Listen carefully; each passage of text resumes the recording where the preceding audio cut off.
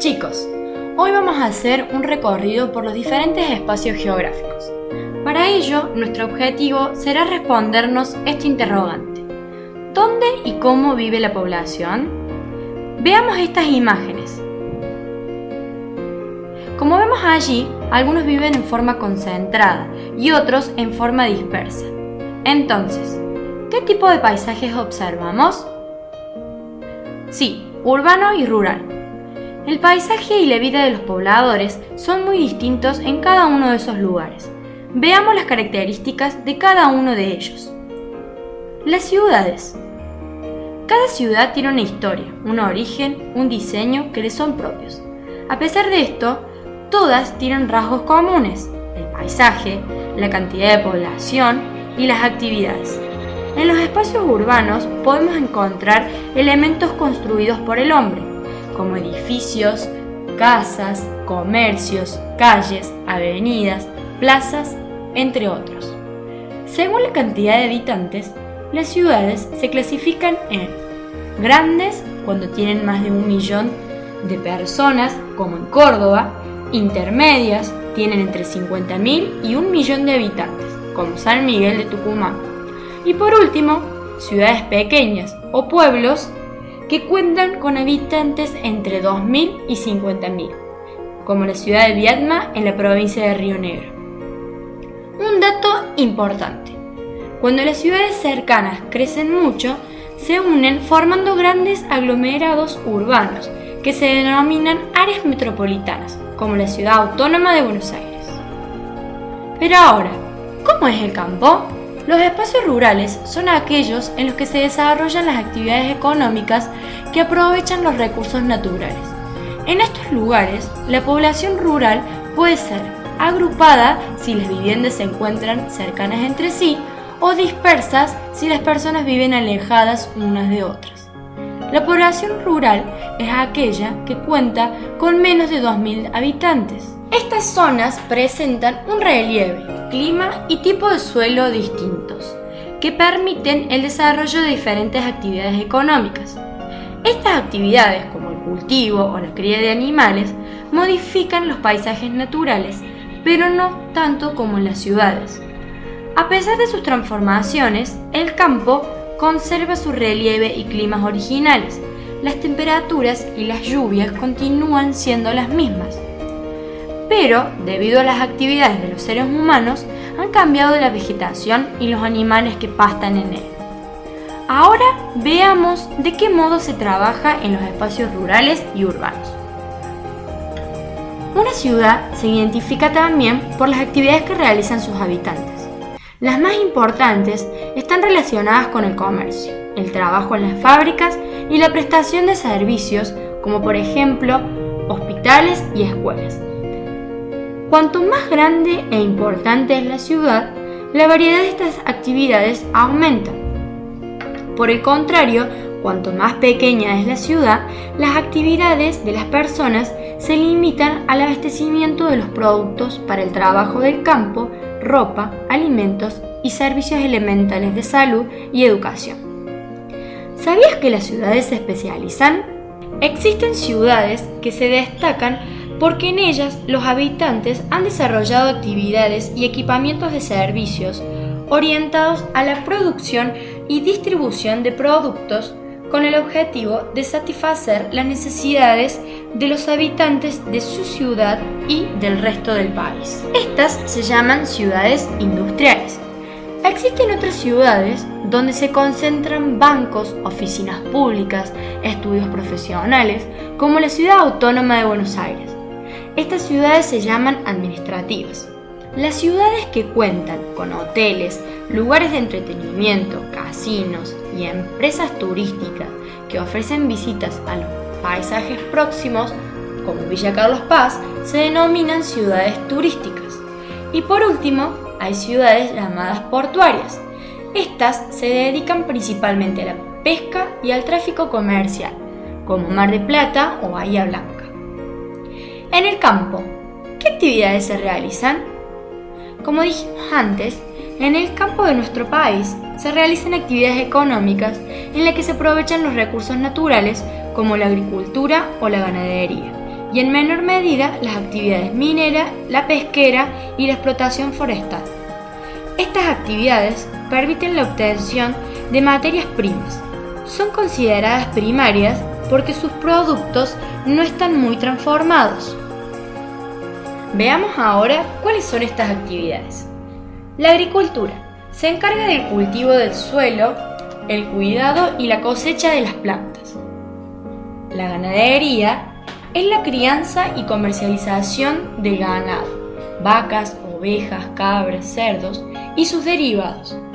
En las granjas y huertas se realiza el cultivo de hortalizas y árboles frutales. También la crianza de aves, cerdos, su comercialización y la de sus derivados. Las actividades mineras se encargan de la extracción de minerales y rocas. En la actividad pesquera se realiza la pesca de diferentes tipos de peces en las zonas de ríos, lagunas, lagos, diques, entre otros. Por último, la explotación forestal, en la que se realiza la tala y poda de los diferentes tipos de árboles, destinados a la construcción de diferentes productos. Hemos podido ver los diferentes lugares donde vivimos. Estos se modifican constantemente.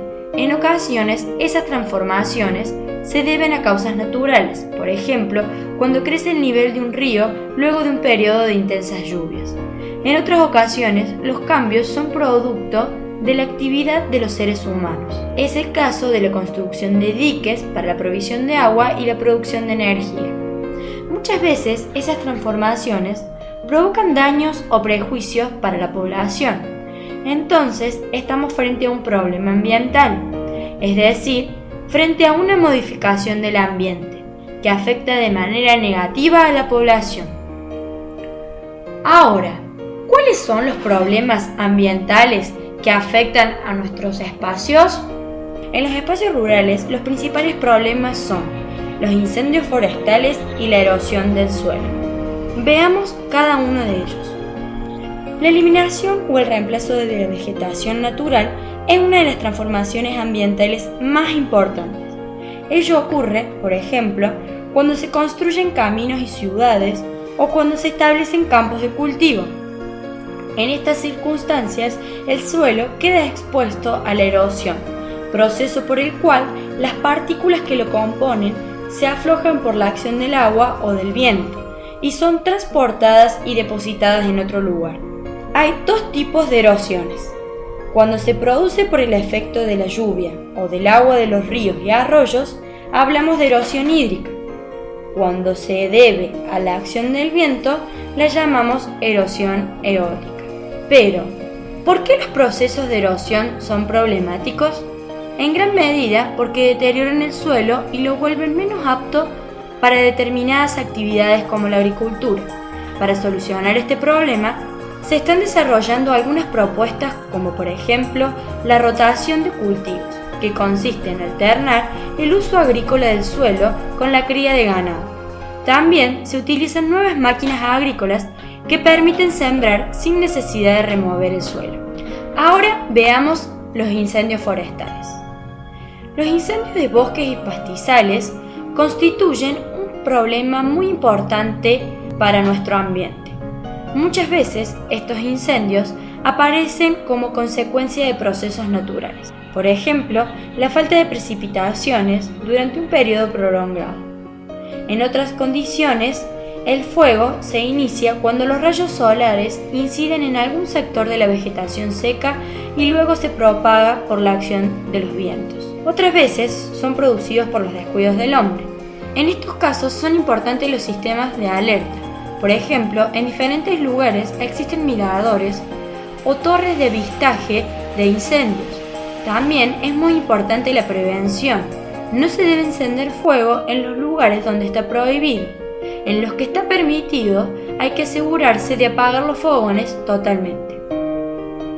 Ahora veamos la contaminación en las grandes ciudades. Uno de los principales problemas ambientales de las grandes ciudades es la contaminación producida cuando se vierten de manera excesiva elementos o sustancias nocivas en el ambiente. Otra forma de contaminación que afecta a las principales ciudades es la contaminación o polución del aire. Esta se produce por la emisión de gases tóxicos, sobre todo por parte de los automotores y de algunas industrias. Pero, ¿por qué es un problema? Porque provoca diferentes riesgos para la salud, desde molestias leves, como picazón en los ojos o en la garganta, hasta enfermedades más graves de la piel o de los pulmones. Una de las formas para enfrentar este problema es crear espacios verdes, parques y plazas que actúan como pulmones purificadores del aire en la ciudad. Otra forma de contaminación es la contaminación acústica y la visual. La primera se produce a causa de los ruidos, señales sonoras que por su alto volumen afectan a las personas. Esto ocurre, por ejemplo, con los ruidos de motores y bocinas en los congestionamientos de tránsito y los que emiten las máquinas de las obras en las calles. Estos ruidos pueden provocar la disminución de nuestra capacidad auditiva. Con respecto a la contaminación visual, algunos estudios sostienen que, aunque no afecten directamente la salud de las personas, los carteles de las calles y las rutas son peligrosos, ya que distraen a los conductores e incrementan el riesgo de choques y accidentes.